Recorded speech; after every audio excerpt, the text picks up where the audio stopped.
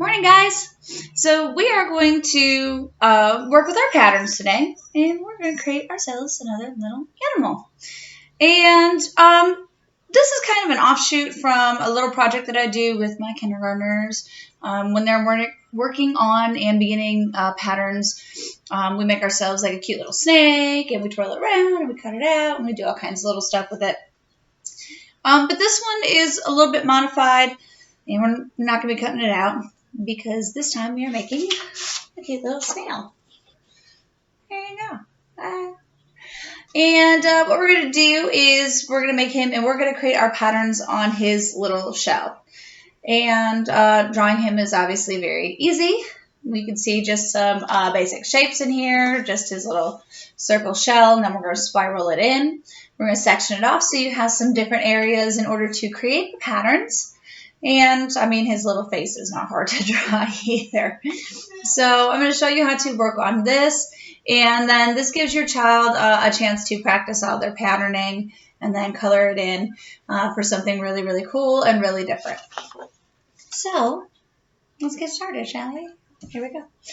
All right. So to create our snail, the first thing we're going to create is his snail shell, because that's the biggest part. And we're going to work on that, and we just kind of went and did this great big little spiral pattern, and we're going to kind of set it off to the side, not exactly centered, because we do want to make sure that we've got some room for his little head here. If we're a little too focused in the center, we might not have room for his little head to pop up. And we do want to make sure he's got one of those. So we're going to have our circle.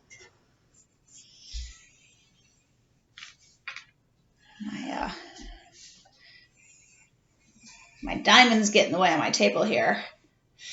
And then from my circle that I've got,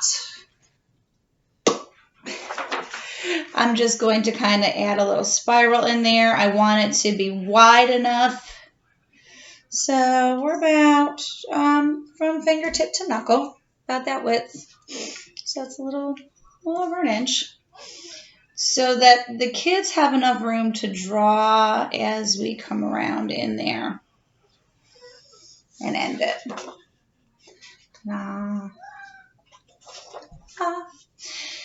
And what I do from there is I just kind of draw a line in just a few areas. I'm going to give myself some big sections to draw patterns wherever I want to end them. Let's see.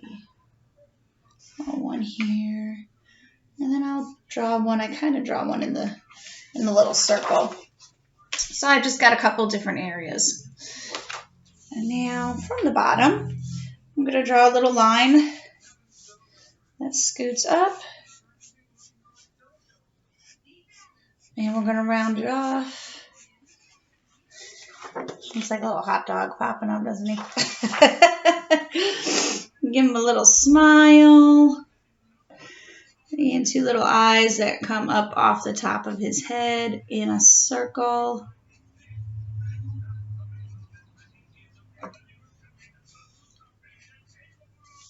And I've got my snail. There he is. Well, lately we are not in a hurry to go anywhere, are we? So what I do from here is I started drawing my patterns in with my pencil first, just so I knew what I wanted, where I wanted them to go, and I could start thinking about the colors in my head. And I did all this in crayon. By working in crayon, I had my bigger box out, and this way I had more color options. I could blend my colors if I wanted to. Obviously, if you don't have a big box of crayons, that is not a big deal. If you wanted to use colored pencils, that is also acceptable. I mean, what do you guys sitting at home? Use it. It's fine. It's not a big deal. It is art. It is fun. It is not something to stress over. But in working with the kids, we want to make sure that they're using patterns in not just here I'm going to draw a line, and then color it in. They get stuck in those kind of patterns. And we've talked about that before with some of our other projects. And we want them to use more of their shapes. So we've got these triangles. We've got the polka dots, which is very common for kids to use a lot of. And, I mean, who doesn't love a good polka dot? pattern. And then I varied it up here by adding more little dots in. So as they start working, help them think of their different shapes and allow them to know that you can use these shapes. I've got these diamonds that kind of repeat themselves in there, the zigzags. I've got the stripes in here again, but this time they open and close at different angles. So it just changes it up a little bit. And by having them work on these patterns over and over and changing them up a little bit and putting them in these different sections, it helps reiterate what a pattern is, that it's something that repeats, but it also helps them work on a skill that even though they know it, they know exactly what a pattern is, they don't think of the varieties of patterns like we often do. So it's a really good skill to work on. Even my students who are in 4th and 5th grade, of course we know what a pattern is, Mrs. Mims. I know you do, baby. They give me a bigger variety.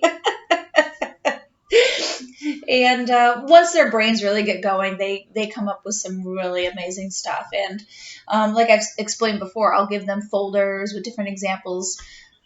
Can we do our own?